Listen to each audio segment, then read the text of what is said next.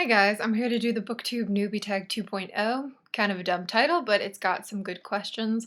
I was tagged by Adam at Memento Mori. If you're not following his channel, think about your choices, okay?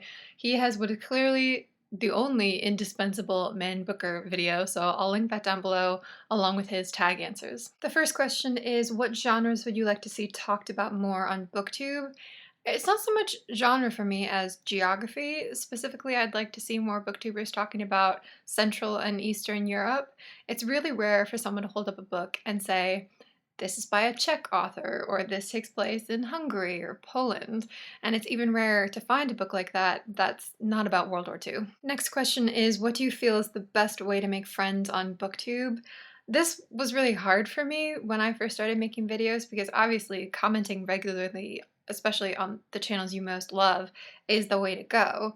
But I always felt so awkward commenting. Like I'd write my comment and then rewrite it and then delete it because I just felt awkward, or I thought that if I disagreed with the person, it was coming off confrontational and I didn't mean it to. It's just really hard to control your tone in an internet comment.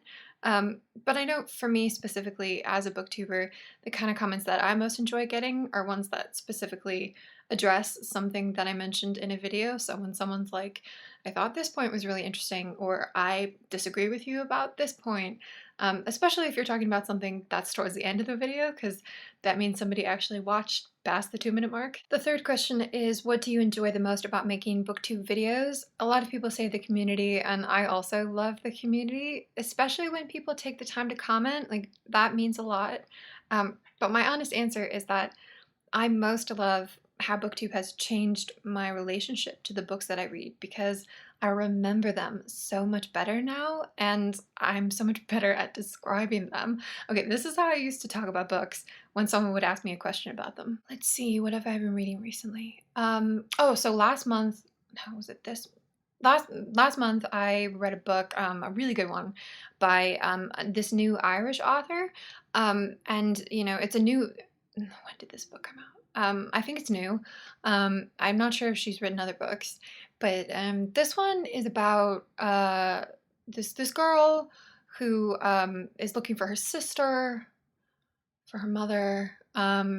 It's written like really, really well, and it has a lot of really interesting things to say about relationships and stuff. Like, no joke, that was me pre-booktube. So I really enjoy the constant process of getting better at talking about books. The next question is a good one. It's what do you least look forward to in making booktube videos? Getting dressed, okay? Because when I'm at home, I'm in my pajamas, no makeup, usually no bra, but I do feel pressure to look like kind of presentable when I make a video. Partially because most other booktubers do, especially young women. They look so put together, but also, like, these videos are gonna last until I take them down, and anybody could watch them. My future employer, my grandmother. So I just end up being like, oh god, I have to put on a shirt. Oh, like, I might as well put on some jewelry.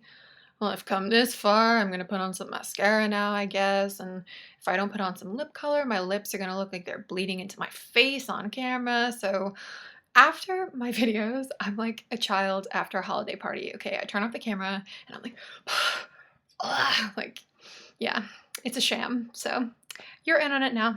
You know. Question 5 is, what videos other than tags, TBRs, wrap-ups, reviews, and recommendations would you want to see more of? It's not so much a specific kind of video, but within videos, I'd like to see more of something that I don't always do myself, which is a combination of personal reactions and analysis. I think personal reactions are more important on BookTube, and that they should be more important. But it drives me nuts when somebody's main response to a book, especially a classic, is like, such and such character annoyed me. Which is fine to mention, but it's so easy to add analysis to that because you only need to ask 2 questions. 1, was that intentional? And 2, if so, why? What does the author's choice add? And there are a lot of booktubers who do this kind of balance naturally, but it's still not the norm. The next question is, what are some themes you want to see more or less of in books? In terms of less, you'd expect this response from me, but the less casual, unexamined misogyny, the better. I mean, I know that an author can use a misogynistic character to examine or expose that kind of worldview. And I know that unfortunately misogyny is part of our world, and that's going to be reflected in books. But there are plenty of really great books where I don't have to look past my own dehumanization to enjoy them, and I prefer those, surprisingly. Wow, I just had like a major moment of reflux, okay? Anyway, number 7, what are some of your BookTube goals? The big one is just get better equipment, and I've been putting it off because there's so many different options and I don't know what to get. I want to get a camera and a microphone. So if you make videos, I would love for you to put the name of the camera or microphone that you use down below. That'd be really helpful. Next, what advice would you give to a booktuber that has just created their channel? Just a lot of random pieces of advice. When you first start, try to keep your videos short because that really increases the odds that random new people are gonna click on your videos and give them a try. Also experiment with scripting and not scripting, because for my first month of making videos or something, I didn't script because I didn't want it to feel wooden, and I just had some notes, and that didn't work for me. I stumbled over everything. And then I tried scripting, and it actually made everything so much more natural because I knew I could ad lib whenever I wanted, but I could always go back to like this concrete thing that I had to say, and that made me feel a lot more comfortable. And lastly, represent your own opinions and stick to them. You know, BookTube has a herd mentality, so try to trust your opinions both ways. If you love a book that everyone else loves, say that. You don't need to pretend to be original. Just say why you love that book. And if you don't like a book that everyone else loves, say that too. And in the second case, that can be hard, especially if other booktubers that you really respect also loved that book, because you can feel like you're tearing them down somehow for criticizing something they love. Or you can just feel like you must be wrong, but you're not. So stick to your opinions. Let us know what you really think. Question 9 is, what are some qualities or traits that you look for when it comes to watching other booktubers? Sort of going along with what I said before, I love booktubers who can give you a clear picture of their reactions, but then also a clear picture of what the book is about and the feel of it, regardless of their reactions. And that means that their videos will be personal and entertaining, but will also inspire you to pick up books that they both liked and didn't like, if that makes sense. And I also have a very special place in my heart for snark on BookTube and critical reviews. You know, somebody who's not afraid to just say, like, this book is trash, instead of like, oh, it just wasn't for me, or it just wasn't to my taste, or something. Somebody who can actually back up a negative opinion of a book. I mean, maybe I'm a terrible person, but I enjoy that. The last question is, what is a fun fact about you or a hobby besides reading and writing that people on BookTube might not know you have? Okay, so a fun fact about me is that my senior year of high school, I won a beauty pageant / scholarship competition.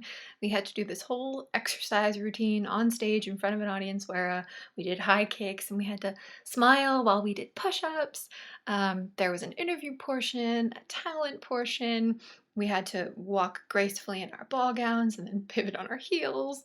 And I'm not belittling the competition. Like, the people who ran it were some of the nicest people ever. It's just hilarious that I won. And while I was planning this video, I found my winner's portrait from that competition. Are you ready?